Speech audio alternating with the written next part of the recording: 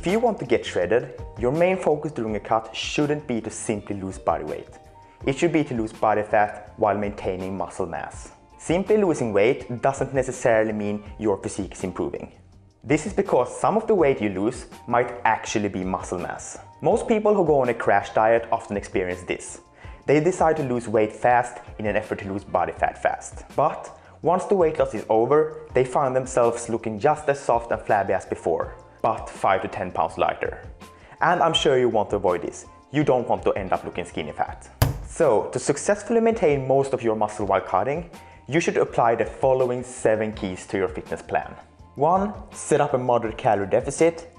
2. Maintain a high training intensity. 3. Eat enough protein. 4. Don't overdo cardio. 5. Get good sleep. 6. Eat mostly wholesome, nutrient-dense diet. And 7. Stress less. The first and most important thing to set up correctly is your calorie deficit. The size of your calorie deficit determines how fast you lose body weight, which is a very important factor behind muscle maintenance. In fact, a well set up calorie deficit restricts only enough energy to force your body to burn body fat, but not so much that it interferes with muscle recovery and growth. So, a good calorie deficit for most people looking to get lean at around 8 to 10% body fat is one that is 20 to 25% below maintenance. This is a good number to start off with, and you will see good results using it. But to get the best results possible, I recommend that you set your calorie deficit based on your body fat percentage. Now, you don't have to do this, but doing so will speed up fat loss for people who are a bit on the fluffier side, and because of that can get away with a larger calorie deficit. And it will also help people who are on the leaner side preserve more muscle mass, since they can't use a large calorie deficit, as doing so would severely limit their muscle protein synthesis and training performance, leading to muscle loss.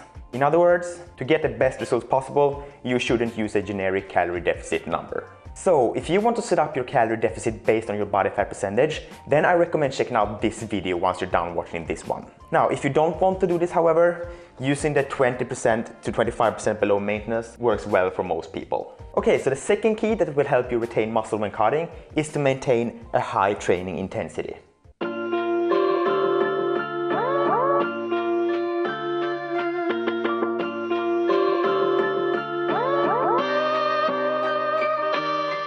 Strength training is the most important factor for muscle maintenance. Lifting weights is what provides the signal for muscles to be retained, even if you are in a big calorie deficit or eat low amounts of protein. Training intensity, the weight on the bar, is what matters most for muscle maintenance. Your muscles were forced to adapt to lifting heavy weights, which means that if you reduce or remove the weights that caused the adaptation, then you will lose the adaptation. In fact, one of our most scientifically educated and experienced fitness experts in the industry, Lyle McDonald, said that you can maintain all your muscle mass even if you reduce training volume by 2/3 as long as training intensity remains the same. In other words, you could maintain volume and frequency at the same level, but if you cut intensity, you will lose out on muscle mass. Most people believe that once you start cutting, you should turn to high rep pump training, but this is a big mistake, since you cut out intensity for less effective volume.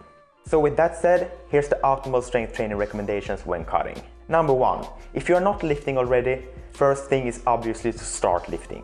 If you're just getting started lifting, you will be able to build bigger muscles even while you are cutting. This is because the stimulus from lifting is so fresh. Number 2, if you have been lifting for a while, then keep your training the same when you start cutting. There's no need to make adjustments with your training unless you start to lose strength. And number 3, if you lose strength and have all other things in check from this video, then you can drop training volume a bit and see if you're able to recover, and in doing so maintaining your strength. But before doing this, make sure everything else is on point first. And with that said, let's move on to the third key in the list, which is eating enough protein. According to Dr. Eric Helms, who has done extensive research on protein intake for caloric restricted lean athletes, the optimal protein intake when cutting lies between 1.8 to 2.9 grams per kilogram or 0.8 to 1.3 grams per pound of body weight per day. For us looking to get a ripped summer physique at around 8 to 10% body fat, eating very high amounts of protein is unnecessary.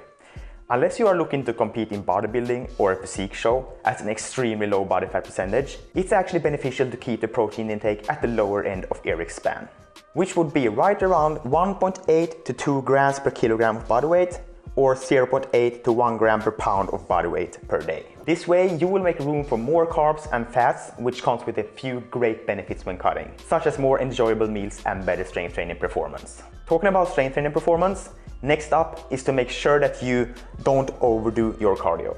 Usually when people start cutting, they think since it's cutting time, it's cardio time. But this thinking is a bit misleading. In fact, when you are cutting, you should try your best to do as little cardio as you can get away with.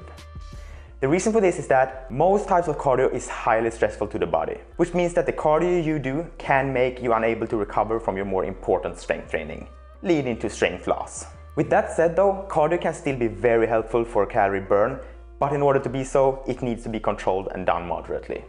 So, a good recommendation is to let diet stand for 80% of your calorie deficit and cardio only 20% of your calorie deficit. By doing this, you will make sure that you are not bumping into recovery problems and start to lose muscle mass.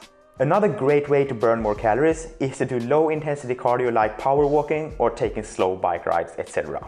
This will help with calorie burn but won't stress the body nearly as much as what more intense cardio will do. Okay, so the fifth key for maintaining muscle on a cut is to get good sleep. Go to sleep, go to sleep, go to sleep. Sleep is very important for muscle retention during a cutting phase. It's during sleep that the majority of recovery from hard training takes place. In fact, research has shown that when someone is sleeping enough, it promotes muscle growth. But when someone is sleeping too little, it actually causes muscle loss, even without a calorie deficit in place. In a study on sleep and fat loss, researchers found that when dieters got a full night's sleep, they lost the same amount of weight as when they slept less. However, when they got adequate sleep, more than half of the weight they lost was fat. This was in non-training people, by the way. On the other hand, when they got inadequate sleep, only 1/4 of their weight loss came from fat. Another huge reason why sleep is important is because it releases a lot of human growth hormone into the bloodstream. Growth hormone is one of the primary compounds that allow muscle to recover and grow. Among other functions, our bodies need growth hormone available to be able to utilize the amino acids present in the protein we eat. And sleep helps with this more than anything else. Furthermore, this study showed that good sleep results in increased levels of testosterone and reduced levels of the stress hormone cortisol. Other research has even seen that cortisol levels may stay elevated until the following evening when you don't get enough sleep. Cortisol is already elevated slightly from the calorie deficit, so poor sleep equals high levels of cortisol. So if your goal is to lose body fat and maintain muscle, skipping sleep is like poking sticks in your bicycle wheels. In other words, get enough sleep and you will retain more muscle when cutting. The sixth key is to eat mostly a wholesome, nutrient-dense diet. To preserve muscle when cutting, it's important to avoid micronutrient and fiber deficiencies. Certain vitamins and minerals are important for supporting training performance, recovery, and normal functioning of the body. Fiber are important for digestion. A slower digestion of food, at least outside of the training window, leads to better muscle growth and fat loss. If you develop micronutrient deficiencies when cutting, which is a higher risk, then muscle loss is inevitable if the deficiencies continues long term. To avoid deficiencies, make sure that your diet contains mostly wholesome nutrient-dense foods, such as potatoes, starches, avocados, veggies, nuts, and lean protein sources. But now I'm sure you're wondering, what about junk foods? Often when people start cutting, they turn to the classic bodybuilding meals of having chicken, rice, and broccoli day in and day out. Now, even though this approach can work well, as long as they're in a calorie deficit, it's often not sustainable long term. Eating like this is extremely restrictive and very few people can sustain it for long. Even if you eat a more varied diet with more food choices than just chicken, rice, and broccoli, often the biggest struggle people experience when they start cutting is not that they have too little healthy foods to eat, but that they believe they can't include any junk foods at all. Having an exclusive mindset where you don't allow for any junk food is often negative in the long run, especially if your goal is to build a lean and muscular physique that's also part of your lifestyle. If you instead have an inclusive mindset towards your diet, you can remove tons of stress and also enjoy life as much as possible while you improve your physique at the same time. For example, want to eat from the cake at your mother's birthday party? Then no worries, just include it. Want to see a movie with your friends and have a bit of junk food? Again, no worries, just include it. Want to eat some chocolate or chips after a long day? Once again, just include it. Allowing yourself to eat some junk food when you want to or when there's a special event taking place will make your fat loss become a lot more effortless. Personally, if I know that I can make room for some tasty stuff every now and then, I actually find that my fat loss becomes rather enjoyable. With that said, it's important to know that you can't overindulge on junk foods. Just as I covered earlier, in order to stay healthy and energetic, you must ensure that you are getting in enough wholesome, nutrient-dense foods. This is especially important when you are cutting. To find a good balance between eating enough wholesome, nutrient-dense foods while still allowing for some junk foods, I recommend sticking to the 80-20 approach of dieting. As you can see in this picture, the 80-20 approach is where 80% of your diet comes from wholesome, nutrient-dense foods, and the remaining 20% can come from lower quality junk foods. This approach is great because you can still have some lower quality foods, making your cut more enjoyable, while still getting both your macronutrient and micronutrient needs to effectively preserve muscle mass from eating mostly higher quality foods. Okay, so the last key for maintaining muscle when cutting is to stress less. Stress causes similar problems as poor sleep, and stress can make fat loss and muscle maintenance difficult for several reasons. Stress causes the body to produce more of the hormone cortisol, and chronically elevated cortisol acts very catabolic, meaning it effectively breaks down amino acids, your muscles. Ideally, the only stress you should allow in your life is the stress provided from your training and your inevitable calorie deficit. However, this isn't possible for most of us, since we have a job, school, family, and other obligations that can be stressful at times. But stress is something that can be managed. And when it comes to stress, oftentimes we are our own worst enemies. Stress is an emotional response to various circumstances, which means it can be controlled. The better you can control your mind and emotions in stressful situations, the less stress you will actually experience from these situations. So, here are a few tips you can try to reduce daily stress. 1. Learn to notice yourself as you are getting stressed. This way you can have a chance to do something about it. 2. Try to remind yourself on a consistent basis that nothing has meaning except the meaning you give it. This is a powerful grounding statement that I say to myself very often to relieve anxiety. 3. Become more tolerant. Did you spill out your coffee? Oh well, it happens. Someone cut you off in traffic? Well, some people are jerks. Your computer stopped working? Stay calm, you probably have warranty anyway. 4. Get organized. Feeling overwhelmed by tasks is one of the biggest causes of stress. To minimize this, use to-do lists. Get your thoughts out of your mind and put them on paper. Then, once this is done, clear out anything that's not important and focus on the most important tasks. 5. Stop procrastinating. Procrastination creates tons of anxiety. A great way to beat procrastination is using the Ivy Lee method.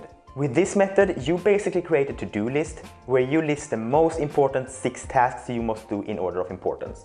Start your day with the first task and don't move to the next one until it's finished. This takes away the anxiety of a fixed schedule while still maintaining productivity.